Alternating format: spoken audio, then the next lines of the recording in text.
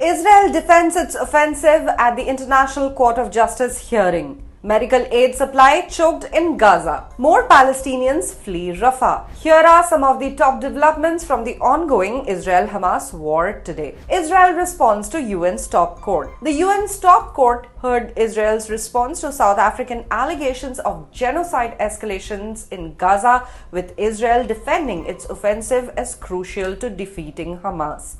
Israel rejected claims based on Hamas sources as false and biased. The International Court of Justice held the second day of hearings following South Africa's argument that Israel must halt its military campaign, particularly in Rafah, where over 1 million displaced Palestinians seek shelter. No medical aid has entered Gaza since the 6th of May, says the WHO.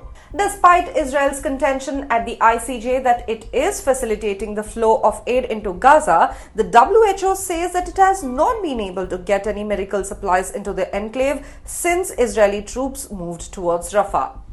Meanwhile, Palestinian health officials have warned that few health facilities still operating are desperately depleted and at growing risk of shutting down as Israel presses on with its Rafah offensive. 630,000 Palestinians have now fled Rafah, says the UNRWA. Since Israel began its Rafah incursion on the 7th of May this year, at least 630,000 Palestinians sheltering there have been forced out, according to the UN Agency for Palestinian Refugees, UNRWA.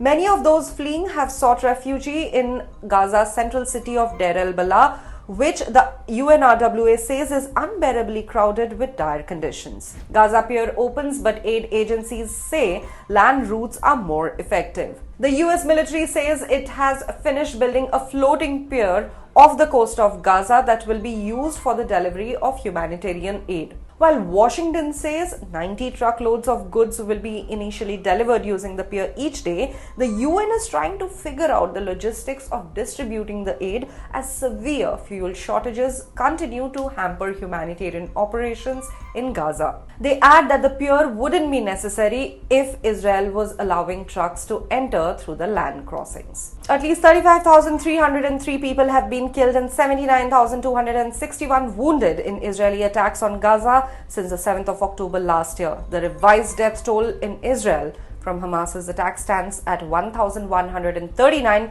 with dozens still held captive. For more updates on the ongoing Israel-Hamas war, follow the official YouTube channel of the Indian Express.